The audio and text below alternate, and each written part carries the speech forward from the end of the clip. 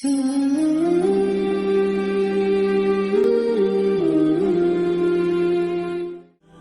বন্ধুগণ, শিরোনাম দেখে হয়তো আপনি চমকে উঠবেন।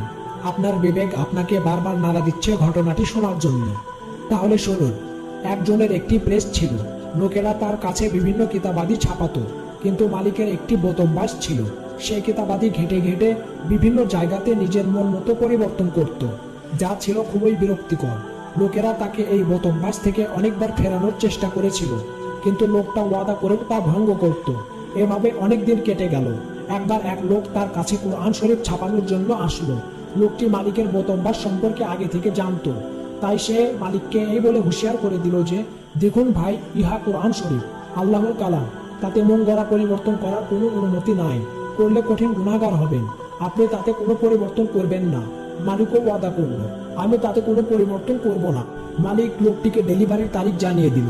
যথাসময়ে লোকটি যখন কোরআন শরীফ নিতে আসলো, তখন তাকে জিজ্ঞাসা করলো, আপনি কি তাতে কোনো পরিবর্তন করেছেন? এবার মালিক বিনয়ের সাথে বলল, দেখুন ভাই, আমি পুরা কোরআন শরীফ পড়েছি। আমার পরিবর্তন করার কোনো ইচ্ছাই ছিল না, কিন্তু পড়তে পড়তে হঠাৎ এক জায়গায় দেখি শয়তানের নাম, আর এক জায়গায় দেখি ফিরআউনের নাম। শয়তান আর ফিরআউনের নাম দেখে আমার খুবই কষ্ট লাগলো। এই ভেবে যে মহান আল্লাহর কালামে শয়তান এবং ফিরআউনের মতো জালেমের নাম থাকবে কেন, তাই শয়তানের নাম কেটে আমার নাম বসিয়েছি, আর ফিরআউনের নাম কেটে আমার বাবার নাম বসিয়েছি। লোকটির কথা শেষ হতেই উপস্থিত লোকজন হাসতে হাসতে একজন আরেকজনের উপর হুমড়ি খেতে লাগলো। প্রিয় বন্ধুগণ, ঘটনাটি শুনে হয়তো আপনিও মনে মনে হেসেছেন, কিন্তু শিক্ষার বিষয় হলো, ওই লোকটির মতো পৃথিবীতে একজন লোক আগেও ছিল, এখনো আছে, যারা কোরআনকে পরিবর্তন করার স্লোগান তুলেছিল, কিন্তু কেউই সফল হতে পারেনি। আর পারবেই বা কি করে, যেহেতু কোরআন আল্লাহ নাজিল করেছেন এবং তিনি তা হেফাজত করার দায়িত্ব নিয়েছেন।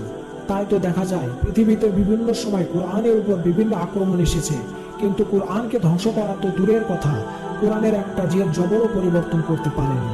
ইনশাআল্লাহ কিয়ামত পর্যন্ত পারবেও না। অবশেষে একটি আয়াতের দ্বারা শেষ করছি, অর্থাৎ নিশ্চয় কোরআন আমি আল্লাহ নাজিল করেছি এবং আমি তার হেফাজতকারী।